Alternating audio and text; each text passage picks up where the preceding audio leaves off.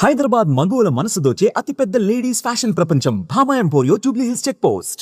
Hi hello నమస్తే, welcome to Suman TV. నేను మీ యాంకర్ పవన్. ఈరోజు మనతో తోటా ప్రసాద్ గారు ఉన్నారు. మరిన్ని విషయాలు ఆయన అడిగి తెలుసుకుందాం. Hi sir. హాయ్ అండి. ఎలా ఉన్నారు? బాగున్నానండి. బిర్లా కూడా చేశారు మీరు ప్రభాస్ గారితో.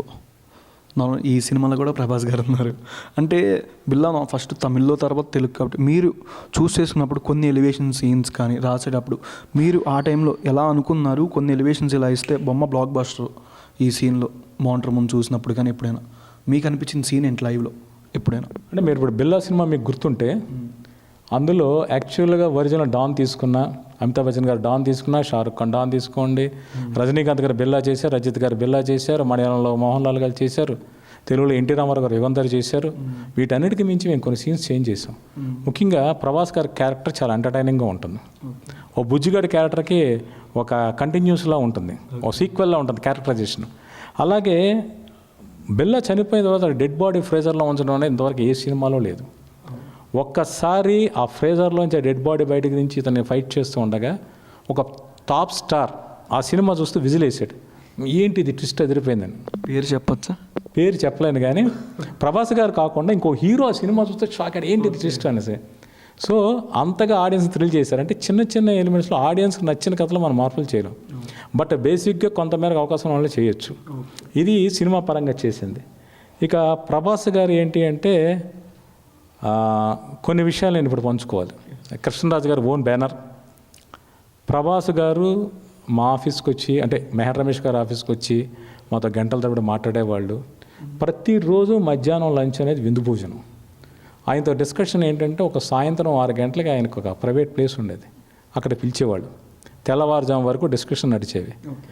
వెళ్ళిన తర్వాత మొదట మనం సాయంత్రం తినే పునుగులు, పచ్చిమిరకాయ బజ్జీలు, ఇడ్లీలు, దోశలు, పూరీలు అని టిఫిన్స్ దగ్గర నుంచి మొదలు పెడితే ఒక మన డబల్ కాట్ బెడ్ అంత డైనింగ్ టేబుల్ మీద అన్ని రకాల ఐటమ్స్, ఏది తలకాయ మాంసం కావచ్చు, రకరకాల బిర్యానీలు కావచ్చు, వీడితో విందు భోజనం. మన పొట్టకి ఎంత పడుతుంది? ఇలాగ ఆయన ట్రీట్మెంట్ ఉండేది, ఆయన ఆతిథ్యం ఉండేది. సరే, ఆయన ఎక్కడో ఉన్నా కూడా దీపావళి పండుగకి క్రాకర్స్, స్వీట్స్ వాళ్ళ పర్సనల్ డ్రైవర్ నుంచి ఇంటికి పంపించేవాళ్ళు.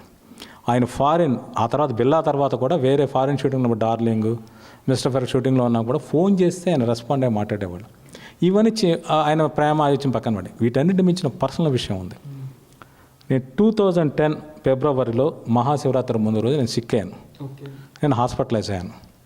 అదే రోజు దురదృష్టవశాత్తు ప్రభాస్ గారు నాన్నగారు కన్ను మూశారు, సూర్యనారాయణ రాజు గారు. 12వ తారీఖు అనుకోండి, ఫిబ్రవరి 12. నేను హాస్పిటల్లో అనే విషయం తెలిసి ప్రభాస్ గారు వాళ్ళ నాన్నగారు చనిపోయినా కూడా నేను హాస్పిటల్ తెలిసి నా కోసం పర్సనల్ అమౌంట్ పంపించారు. నా పట్ల అంత కేర్ తీసుకున్నారు ఆయన. అంటే ఎవరైనా తన ఇంట్లో కష్టం ఉన్నప్పుడు ఎదుటివాడి గురించి ఆలోచించరు. పైగా తండ్రిని కోల్పోవడం అనేది మామూలు విషయం కాదు. అటువంటి పరిస్థితుల్లో కూడా ఆయన నా సినిమా రైటరు, నాకు తెలిసిన వ్యక్తి ఇబ్బందుల్లో ఉన్నట్టు అలా రెస్పాండ్ అయ్యాడు. ఆయన అంత మంచి వ్యక్తి ప్రభాస్ గారు. అలాంటి ఆయనతో చాలా కాలం తర్వాత మళ్ళీ ఆయనతో కలిసి పనిచేసే అవకాశం నాకు ఈ కన్నప్ప సినిమాలో దొరికింది. చాలా చాలా సంతోషం అనిపించింది ఆయన షూటింగ్లో కలిసినప్పుడు. అంటే బిర్లా నుంచి ట్రాన్స్ఫర్మేషన్ కన్నప్పలో రుద్ర క్యారెక్టర్ ఎట్లా, అంటే మీరు రాశారు, స్క్రీన్ మీద ఎంతసేపు చూడొచ్చు ప్రభాస్ గారిని మనం? అంటే ఇక్కడ ఇంకో విషయం చెప్పాలి. ప్రభాస్ గారికి ఈశ్వరుడికి మధ్య ఏదో అనుబంధం ఉంది. ఆయన మొదటి సినిమా పేరు ఈశ్వర్. ఆ సినిమా రిలీజ్ అయింది సోమవారం. సామాన్యంగా మనకి ఏ సినిమా తీసినా, తెలుగు సినిమా కానీ ఇండియన్ సినిమా ఏది తీసుకున్నా ఎక్కువ శాతం శుక్రవారం, కొన్నిసార్లు గురువారం. అంటే మీరు ఇప్పుడు అన్న పాయింట్ ప్రకారం మీరు ఫస్ట్ ప్రభాస్ గారి ఐస్ లుక్ ఒకటి బయటికి లీక్ అయింది. అది లీక్ అయిన దగ్గర నుంచి అందరూ ప్రభాస్ గారి శివుడు క్యారెక్టర్ అని బయట సోషల్ మీడియా కానీ ఎక్కడైనా మంచి రూమర్స్ స్ప్రెడ్ చేయాలి. తర్వాత అక్షయ్ కుమార్ గారు శివుడి క్యారెక్టర్ చేస్తున్నారని తెలిసింది, కానీ ఆ పోస్టర్ వచ్చింది మీకు తెలుసా? ఐస్ది ఒకటి లీక్. అందరూ ప్రభాస్ గారే ఈశ్వరుడు క్యారెక్టర్ అని చెప్పారు. అంటే ఈ క్యారెక్టర్లో పర్టికులర్గా ఒక్క పాయింట్, కీ పాయింట్ బాగా హైలైట్ అవుద్ది ఎలివేషన్ అంటే రుద్ర క్యారెక్టర్ ఎక్కడని చెప్పచ్చు? అంటే ఇప్పుడు యాక్చువల్గా ఈ కథ రాసింది విష్ణు గారు. ఆయన స్క్రిప్ట్ రాసినప్పుడు, రుద్ర పాత్ర రాసినప్పుడు మా రైటింగ్ టీంతో డిస్కస్ చేసింది, ఈ పాత్ర ప్రభాస్ చేస్తే బాగుంటుంది అని ఆయన ఎక్స్ప్రెస్ చేశారు. కానీ అందరూ దృష్టి ఏంటంటే ప్రభాస్ గారు పరమేశ్వరుడు క్యారెక్టర్ చేస్తే బాగుంటుంది అనేది. బయట ఆడియన్స్ ఎంత కోరుకున్నారు, యూనిట్లో కూడా అలాగే అనుకున్నారు. బట్ ప్రభాస్ గారికి మొత్తం స్క్రిప్ట్ చెప్పినప్పుడు ఆయన రుద్ర క్యారెక్టర్ ఎంచుకున్నారు. ఈ క్యారెక్టర్ నేను చేస్తాను, ఎందుకంటే కథలో చాలా కీ క్యారెక్టర్. పరమేశ్వరుడికి ఎంత ప్రాధాన్యత ఉందో త్రూఅవుట్ ఆయన అలా ఉంటాడు. ప్రభాస్ గారి క్యారెక్టర్ పోషించిన రుద్ర పాత్ర అంత యాక్టివ్గా ఉంటుంది. మీరు ఆయన ఫస్ట్ లుక్లో చెప్పిన క్యాప్షన్ గుర్తు చేసుకుంటే ప్రళయకాల రుద్రుడు, త్రికాల మార్గ దర్శకుడు, శివాజ్ఞా పరిపాలకుడు. సో రుద్ర సో అటువంటి రుద్ర అనే పాత్ర ఒక కీలకమైన సన్నివేశంలో వస్తుంది. వచ్చిన కానీ సినిమా నెక్స్ట్ లెవెల్.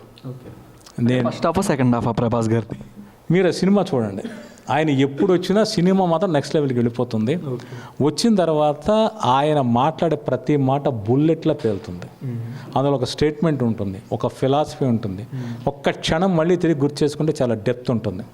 సో అలా క్యారెక్టర్ డిజైనింగ్ కావచ్చు, చాలా అత్యద్భుతంగా ఉంటుంది. కన్నప్ప గురించి, కన్నప్పలో ఇంకా ప్రభాస్ గారు కాకుండా ఇంకా మెయిన్ మోహన్ లాల్ గారు, అక్షయ్ కుమార్ గారు, శరత్ కుమార్ గారు, బ్రహ్మానందం గారు, చాలామంది ఉన్నారు. సప్తగిరి గారు, చాలామంది యాక్టర్, దేవరాజ్ గారు, చాలామంది ఉన్నారు. పర్టికులర్గా వీళ్ళ క్యారెక్టర్స్ కూడా బాగా నెక్స్ట్ లెవెల్ ఎలివేషన్లు ఉంటాయి మూవీలో అని చెప్పడానికి పర్టికులర్ నేమ్స్ ఎవరి అంటే సినిమాలో ఇది కన్నప్ప కథ, ఒక భక్తుడికి శివుడికి మధ్య జరిగిన కథ. సో మిగిలిన పాత్రలన్నీ కూడా ఆ ప్రయాణంలో ఎంత మేరకు అనుబంధం ఉంటాయి అంత మేరకు ఉండే పాత్రలు. ఇప్పుడు ప్రభాస్ గారి పాత్ర ఎంత హైలైట్ అవుతుందో మోహన్ లాల్ గారి ఎపిసోడ్ కూడా టెరిఫిక్గా ఉంటుంది. అక్షయ్ కుమార్ గారు, కాజల్ అగర్వాల్ గారు, పార్వతీ పరమేశ్వర్ నటించారు. ఆ త్రూ అవుట్ అదంతా చాలా సినిమా బిగినింగ్ నుంచి ఎండ్ వరకు అలా పాత్రలు ఉంటాయి. అన్నిటికీ మించి శరత్ కుమార్ గారి పాత్ర చాలా అత్యద్భుతంగా ఉండబోతుంది. ఒక హై ఎమోషన్కి వాళ్ళ క్యారెక్టర్స్, వాళ్ళ ట్రావెలింగ్ ఉంటుంది. ప్రతి క్యారెక్టర్ ముఖేష్ విజయ్ గారు కావచ్చు, దేవరాజ్ గారు కావచ్చు, బ్రహ్మాజీ గారు కావచ్చు, ఈవెన్ శివబాలాజీ గారు కావచ్చు, ప్రతి పాత్ర కూడా దాని తగ్గ పరిధిలో ఆ సినిమా స్క్రీన్ మీద అంత ఇంపాక్ట్ క్రియేట్ చేస్తుంది. Thank you so much sir. First of all the best sir. Thank you so much sir. Suman టీవీలో మీ పర్సనల్ అండ్ బిజినెస్ ప్రమోషన్స్ కోసం కింది నెంబర్కి కాంటాక్ట్ చేయండి.